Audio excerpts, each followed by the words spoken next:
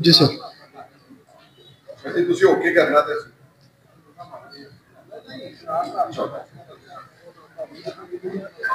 ਇਹਨੇ ਪਾ ਕੇ ਰੱਖੋ ਪਾ ਕੇ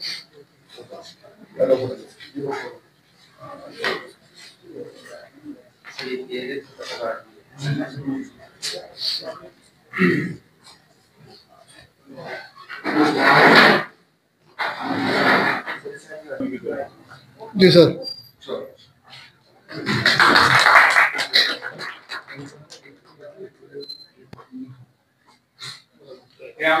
जी सर।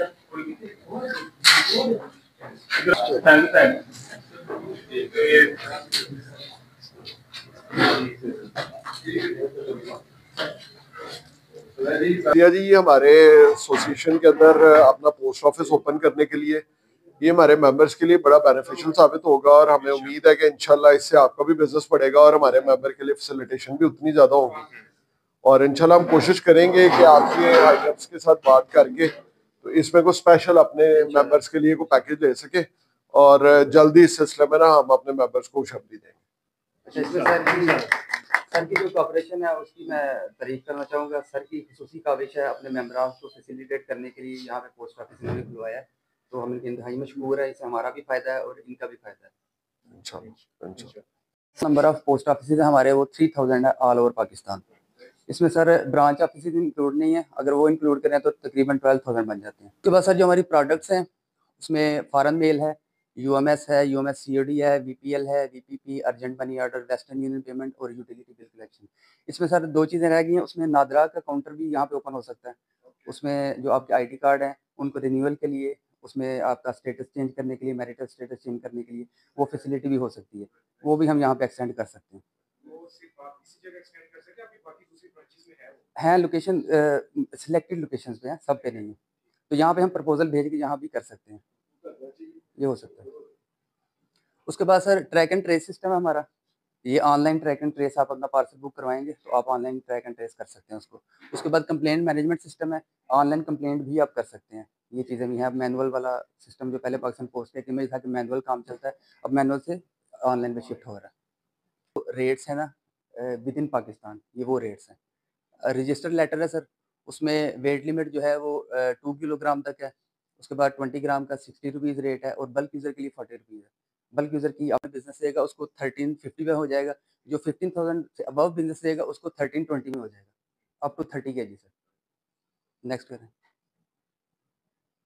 उसके बाद सर ये यूएमएस है, इसमें यूएमएस जो लोकल है वो सर 90 रुपीज़ का है और जो है सिटी टू सिटी वो 150 रुपीज़ का है।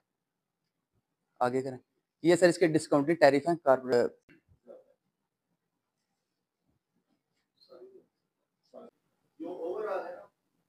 आपकी सेल्स टैक्स और हर चीज डाल के जरा जस्ट फॉर कंपैरिजन अभी 30 केजी आपका क्या।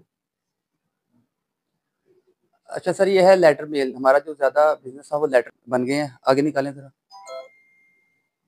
अब ये जोन ए है सर, इसमें 29 कंट्रीज हैं, वो 400 है, उसके साथ 700 रुपीज़ रजिस्ट्रेशन फीस है सर, ये 1100 रुपये बन जाता है।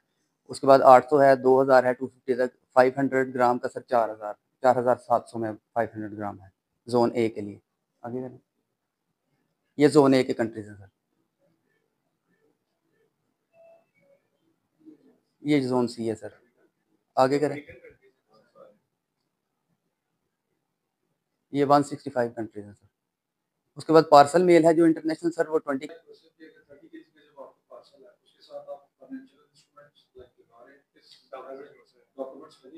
डॉक्यूमेंट्स लगेंगे सर। सर ये हमने कस्टम के हैं हमारे नाम हो रहा है, यानी कि वो बुक कोई कर रहा है, शिप कोई कर रहा है, नाम किसी का यूज हो रहा है, तो अगर प्रॉपर उसके अपने नाम से जाए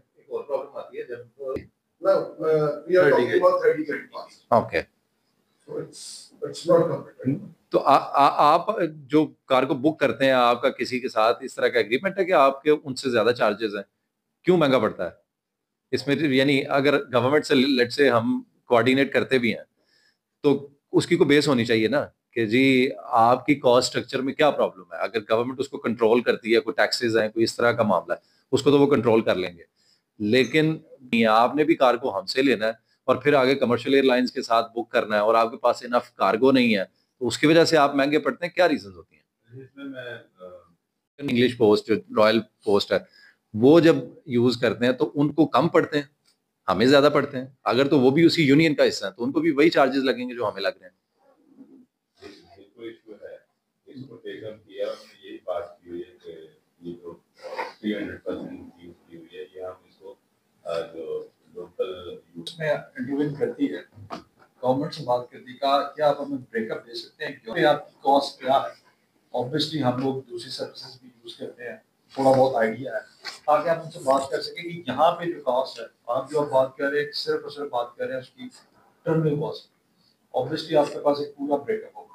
अगर आप 2 से 3 सेक्टर्स का इस वक्त देखें ना, मार्केट अपॉर्चुनिटी इस तरह की है कि हमने पिछले 5 साल में हम सब ने ये देखा है कि जो भी लड़के डीएचएल में, फेडेक्स में, यूपीएस में कोरियर्स थे ना, उन्होंने वो जॉब छोड़ी और अपनी बकेट्स लेके काम शुरू किया। They are multi millionaires now. वो अच्छी खासी जो एक्सपोर्ट वाली कंपनीज हैं उनसे ज्यादा बिजनेस कर रहे हैं। उनकी डेली की जो टर्नओवर है ना, वो मल्टीपल मिलियंस ऑफ रुपीस है। और अगर वो इंडिविजुअल जिसकी कोई बैकिंग नहीं है, वो उसके पास ऑफिस भी नहीं है स्टार्ट में, वो एक चिंची वाला बंदा रखता है और फोन पे होता है और वो सब लोगों से बिजनेस ले रहा है। वो चिंची वाला सारा दिन वो कार्गो उठाता है और उसने अगर यूपीएस की बास्केट ली हुई है तो डायरेक्ट वहां पे जाके डिलीवर कर रहा है, उसका ऑफिस भी नहीं है। और अगर वो इतना बड़ा टर्नओवर अचीव कर पा रहा है तो आपके पास तो एक पूरी बेस है, गवर्नमेंट की बैकिंग है। दूसरी जो प्रॉब्लम है ना, वो अगर आपने देखें, दो चीजें हैं। नॉर्मली गवर्नमेंट के साथ जब भी हम बात करते हैं तो वो कहते हैं जी हमारे लॉ हमें इस तरह रोकते हैं। तो या तो हम लॉ फॉलो करेंगे जो कि रिटन है और एज इट इज मान लें कि ये हरफ है और इसको हमने छेड़ना नहीं है, तो फिर तो कुछ नहीं होना। लेकिन अगर आप इसको अप्रोच करें प्रॉब्लम को बिजनेस पर्सपेक्टिव से कि ये बिजनेस अपॉर्चुनिटी आप लोगों के लिए अवेलेबल है और आपने इसको कैप्चर करना है, तो फिर मामला हो रहा है, फिर सोच बदलेगी।